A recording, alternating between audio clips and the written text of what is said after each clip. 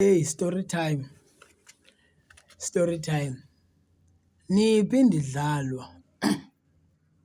Ndandicinga ke mna into yobana ngaba it's only males abadlala ngee-females, ndandingazi into yobana ngaba iyenzeka vice versa. Okay, ndijolana nalo mntu ne ekujoleni kwaye futhi nasekuncokoleni incoko yethu isuka phi, isuka ekubeni yabona ndandifuna itshomi yakhe uyabo. So incoko isuka apho into yobana ngaba yho hayi itshomi yam yabhayiza ngongakuthathi okanye whatsoever, yonke laa nto yabona. So saqala apho uncokola yabona, saqala apho uncokola and then satshelana uba hayi maan bra yabona, and then savumana ne.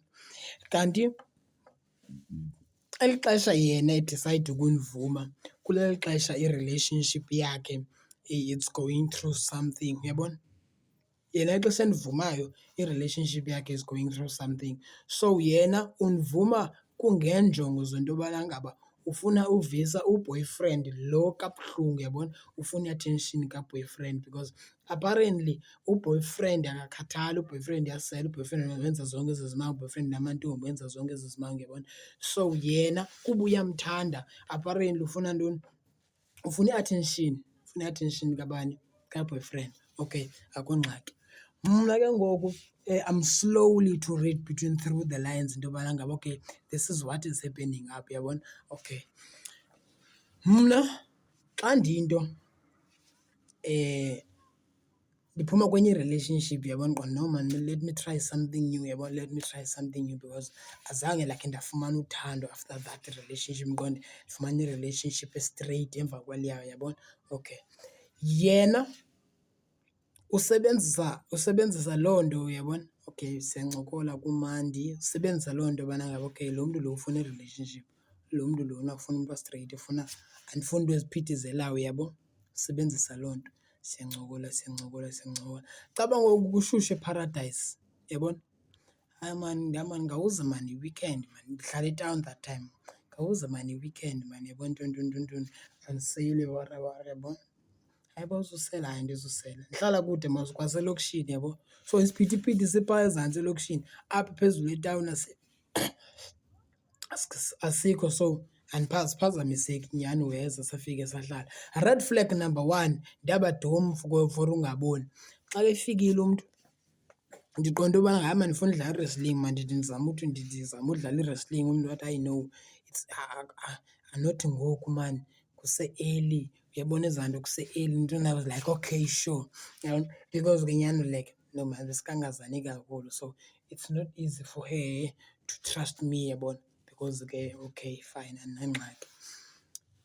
Yena umntu uyazazi mos uba kwimishini because uyishiye i-boyfriend kulaa ndawo ayishiye kuyo igowa, imkhangele, inestresi, waqonda into yobana ngaba makeze ngapha uyabona. Xa ke efika ngapha waqonda into yobana ngaba makavele avale iBhayibhile ndingakwazi ufunda uyabona. Okay, mna ndiqonda okay fine, ndiya-andastenda kuhle yabona. And besides ubone umntu xa ujola naye mos awuzumleqa, ndiqonda ubana ngaba no mandingampresharayizi yabona, let me not put i-pressure kumntana abantu uyabona. So ndiqonda okay fine mandingampresharayizi. Kanti yena at that time ulungisa i-relationship yakhe yabona. Okay, umntu xa umwinile uye uqonde uba uke wathi xa usithi ufuna udlala wrestling athi akho refri namhlanje akuzudlalwa wrestling, uqonda uba uthi kusephuma because ngumwinano. Obvious uba siwinene inye igowuli uyabona, i-wrestling. But apha we were dating yabona, ngaloo ndlela uyabona. Okay, we dated nomntu wam kwamandi. Okay, watshaka i-weekend, wagoduka sigrandi, nothing wrong. That following week, Tuesday I think, ndifowunelwa ngumntu wakhe. No, Monday ndifowunelwa ngumntu wakhe. Umntu wakhe ke ngoku uthetha isiTswana ke ngoku, uthukisa ke ngeentlamba zesiTswana. Masipawu, zonke iintlamba ke ezinye andizuzibiza zirongo. Uyathukisa, uyathukisela yabona. Mna ndandiphendula ifowuni, hello, andizama uandastenda uba ungubani maan. Umntu uyathukisela, uyandazi, ntoni uyanditrayela, ntoni. Bra andikwazi maan, ndingumntu kabani. Ungumntu kabani? Ewe. Hayi maan ubani akanamntu, ndingumntu wakhe. Ngoku kutheni uthukisela ke ngoku? Guys, xa nitshitelwa sunulanda kwaba bantu enitshitelwa ngabo. because thina sitshela amantombi wenu asivume nazi into yobana ngaba nikhona. So uthetha nomntu wakho. If indoda yakho iyakutshitela, sulandela sisi, indoda yakho ihambile yotshilela sisi, ukhona, uyayiva? Ukhona. So awukwazi uyolanda umntu ke ngoku okude ongekhoyo kule nto, uyayiva? Okay, sathini? Mna ndibazama ukuntomba efowunini ngohlisa umoya mani, ngohlisa umoya apha ngqondo, ndiyacaphuka nomsindo phaa, ngohlisa umoya efowunini. Uyabona ke uthi ke uthukisela ufake nomamam wena, ufake nomam ngqondo, jonga sundiqala. Uthini ke ngoku yena? Uthi jonga lapha elokishini ngoku ndiyakwahlala apha ndiyakufuna ntoni, ndizokukhaba into like. Hayi kaloku sundithusa ngondibetha, futhuseka wena. Cinga ubetha bani? Ndiyinkosi kaloku, andingoPrince Mahala, ndiyinkosi. Wena ungandilingi uzama undiqhela kakubi. Okay. Bra, ndihlala etawuni, andihlali elokishini mani, ndihlala etawuni mna yabo.